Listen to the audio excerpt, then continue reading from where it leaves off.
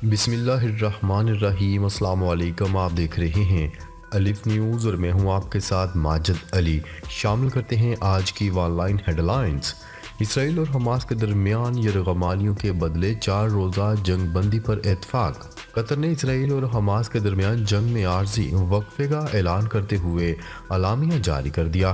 قطر کی وزارت خارجہ نے اعلان کیا کہ غزہ میں انسانی بنیادوں پر جنگ میں وقفہ کیا جائے گا۔ جنگ میں وقفے کا آغاز 24 گھنٹے کے اندر ہوگا۔ قطری وزارت خارجہ کا کہنا تھا کہ معاہدے کے تحت درجنوں فلسطینی اور اسرائیلی قیدیوں کا تبادلہ کیا جائے گا۔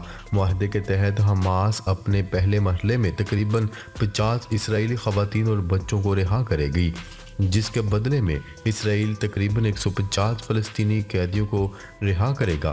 ان میں زیادہ تر خواتین اور نابالغ ہیں۔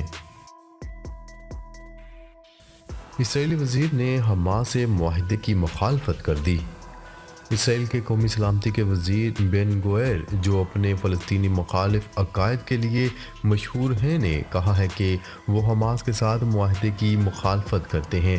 بن گوئر نے ایک سوشل میڈیا پوسٹ میں کہا کہ حماس کو ہماری شرائط کے تابع کرنے کے لیے اسرائیلی فوج کو جنگ جاری رکھنا ہوگی۔ یہ دلیل دیتے ہوئے کہا کہ حماس کی رضامندی اس بات کی نشاندہی کرتی ہے کہ فوج ایک مؤثر حملہ کر رہی ہے۔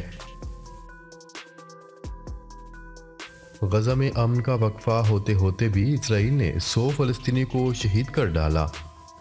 جبالیہ میں اسرائیلی طیاروں نے بے گھر فلسطینیوں کو نشانہ بنایا، جس میں 52 افراد کا پورا کنبہ شہید ہو گیا۔ جنون اسرائیل نے فلسطینیوں کی نسل کشی کرتے ہوئے بزرگوں، بچوں اور خواتین کو جان بوجھ کر ہدف بنایا۔ جبالیہ کیمپ میں شہید ہونے والوں کی محکمہ صحت نے ناموں کی فہرست بھی جاری کر دی۔ دوسری طرف خان یونس میں اسرائیلی بمباری سے 6 فلسطینی شہید ہو گئے۔ اسرائیلی حملوں میں رہائشی عمارتوں کو نشانہ بنایا گیا جو مکمل طور پر تباہ ہو چکے ہیں، جس کے ملبے تلے متعدد افراد اب بھی دبے ہوئے ہیں۔ شہادتوں میں اضافے کا خدشہ ظاہر کیا جا رہا ہے۔ یرغمالیوں کو فلسطینیوں کے گھروں میں رکھا ہوا ہے۔ حماس نے بڑا بیان جاری کر دیا۔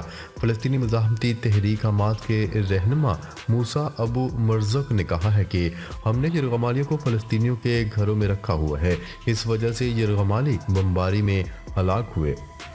انہوں نے اپنے بیان میں مزید کہا کہ غزہ میں جنگ بندی معاہدے کا اطلاق آج 10 بجے سے ہوگا۔ رہا کیے جانے والے زیادہ تر زیر حراست غیر ملکی شہریت رکھتے ہیں۔ حماس رہنما کا مزید کہنا تھا کہ قابض طاقت میں انسانیت نہیں، غزہ میں امداد لانے پر مجبور کیا۔ حماس کی جانب سے یرغمالیوں کی رہائی آج سے شروع ہونے کا امکان۔ اسرائیلی وزیر خارجہ کا کہنا ہے کہ حماس کی جانب سے یرغمالیوں کی رہائی آج سے شروع ہونے کا امکان ہے۔ دوسری جانب قطر نے اسرائیل اور حماس کے درمیان 4 روزہ عارضی جنگ بندی اور یرغمالیوں کے رہائی کے معاہدے کی تصدیق کر دی۔ قطری وزارت خارجہ کے مطابق جنگ میں وقفے کا اعلان 24 گھنٹے میں کیا جائے گا۔ علاوہ ازیں جرمنی نے اسرائیل اور حماس کے درمیان عارضی جنگ بندی معاہدے کا خیر مقدم کیا ہے۔ جرمنی کی جانب سے کہا گیا ہے کہ عارضی جنگ بندی کو غزہ میں امداد پہنچانے کے لیے استعمال کیا جانا چاہیے۔ اسرائیل اور حماس کے درمیان معاہدے کا حصہ نہیں، حزب اللہ نے بڑا بیان جاری کر دیا۔ اسرائیلی مظالم کے خلاف لبنان میں قائم مزاحمتی تحریک حزب اللہ کا کہنا ہے کہ اسرائیل اور حماس کے درمیان معاہدے کا حصہ نہیں ہے۔ حزب اللہ کا کہنا تھا کہ دوران جنگ بندی جنوبی لبنان میں اسرائیلیوں نے جارحیت کی تو جواب دیا جائے گا۔ عرب میڈیا کی رپورٹ کے مطابق حزب اللہ نے کہا کہ 7 اکتوبر سے اب تک اسرائیل سے جھڑپوں میں حزب اللہ کے 70 سے زائد جنگجو شہید ہو چکے ہیں۔ عرب میڈیا نے اس حوالے سے بتایا کہ 7 اکتوبر سے حزب اللہ سے جھڑپوں میں فوجیوں سمیت 10 اسرائیلی بھی ہلاک ہوئے۔ چینی صدر شی جن پنگ نے غزہ میں فوری جنگ بندی کا مطالبہ کرتے ہوئے کہا ہے کہ غزہ میں شہری آبادی پر حملے بند کیے جائیں۔ ابھرتی ہوئی معیشتوں کے گروپ برکس کے ورچوئل اجلاس میں چینی صدر کا کہنا تھا کہ فلسطین پر بین الاقوامی کانفرنس بلائی جائے اور کانفرنس بلا کر فلسطینیوں کے مسائل کو اتفاق رائے سے حل کیا جائے۔ ایرانی صدر ابراہیم رئیسی کا کہنا تھا کہ برکس ممالک اسرائیل سے تمام تعلقات ختم کریں، اسرائیل سے سیاسی، سماجی، اقتصادی اور فوجی تعلقات فوری ختم کیے جائیں۔ برکس کے رہنما برازیل، روس، ہندوستان، چین اور جنوبی افریقہ ایک ورچوئل سربراہی اجلاس میں شرکت کر رہے ہیں۔ شمالی کوریا کا جاسوس سیٹلائٹ مدار میں پہنچ گیا۔ شمالی کوریا کی جانب سے لانچ کیا گیا جاسوس سیٹلائٹ مدار میں پہنچ گیا ہے۔ غیر ملکی خبرساں ادارے کی رپورٹ کے مطابق گزشتہ رات خلا میں روانہ ہونے والا سیٹلائٹ مدار میں پہنچ گیا، جبکہ جاسوس سیٹلائٹ کی جانب سے 1 دسمبر سے نگرانی کا عمل بھی شروع کر دیا جائے گا۔ شمالی کوریا کے حکام کی جانب سے کہا گیا ہے کہ تھوڑے عرصے میں مزید سیٹلائٹ لانچ کرنے کا ارادہ رکھتے ہیں۔ اسپائی سیٹلائٹ لانچ کرنا شمالی کوریا کا جائز حق ہے۔ بھارت نے 2 ماہ بعد کینیڈین باشندوں کے لیے ای ویزا سروس دوبارہ شروع کر دی۔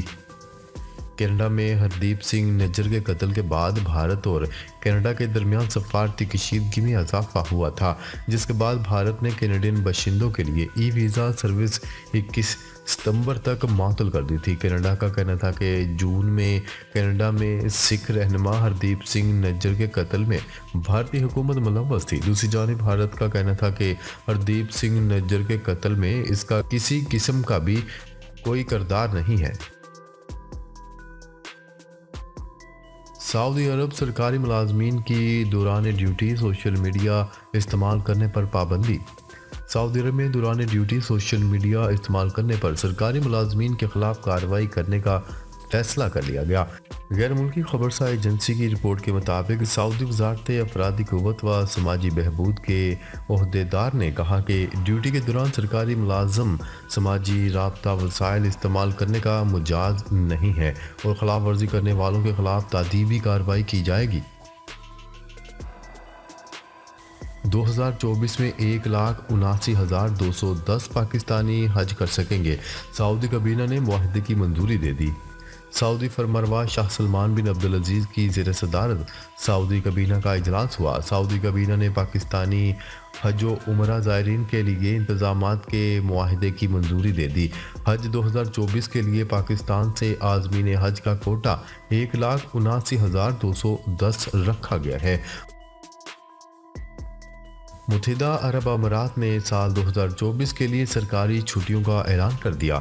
تفصیلات کے مطابق تعطیلات میں 1 جنوری 2024 کو نئے سال کے موقع پر ایک آفیشیل چھٹی کے طور پر شامل کیا گیا۔ 29 رمضان سے 3 شوال تک عید الفطر کی چھٹیوں کا اعلان کر دیا گیا۔ انٹر بینک میں ڈالر 66 پیسے سستا ہو گیا۔ تیسرے کاروباری روز کے اختتام پر انٹر بینک کے بعد اوپن مارکیٹ میں بھی ڈالر مزید سستا ہو گیا۔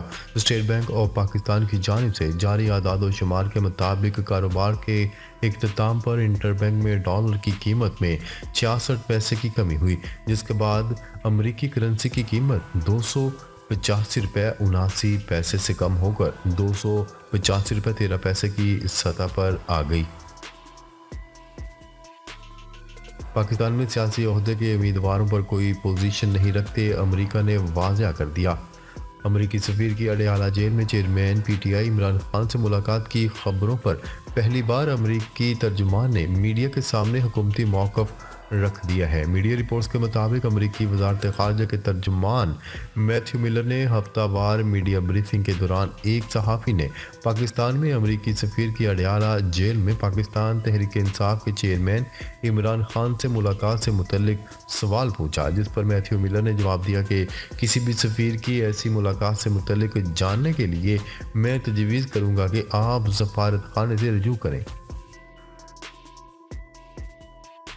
ورلڈ کپ میں شکست، روہت شرما کا T20 انٹرنیشنل سے ریٹائرمنٹ کا امکان۔ I C C men's one day world cup کے فائنل میں شکست کے بعد بھارتی کپتان روہت شرما کا T20 انٹرنیشنل کرکٹ سے ریٹائرڈ ہونے کا امکان ہے۔ بھارتی کرکٹ ٹیم کے کپتان روہت شرما، جنہوں نے ورلڈ کپ 2023 میں فائنل تک پہنچایا، ان کا اب بھارت کے لیے ٹی 20 انٹرنیشنل میں مزید کھیلنے کا امکان نہیں ہے۔ اتوار کو ورلڈ کپ کے فائنل میں آسٹریلیا نے ٹورنامنٹ کے ناقابل شکست اور میزبان ٹیم بھارت کو 6 وکٹوں سے شکست دے کر چھٹی بار ورلڈ کپ ٹائٹل اپنے نام کیا تھا، اور بھارتی کرکٹ ٹیم ایک بار پھر ICC ایونٹ جیتنے میں ناکام رہی۔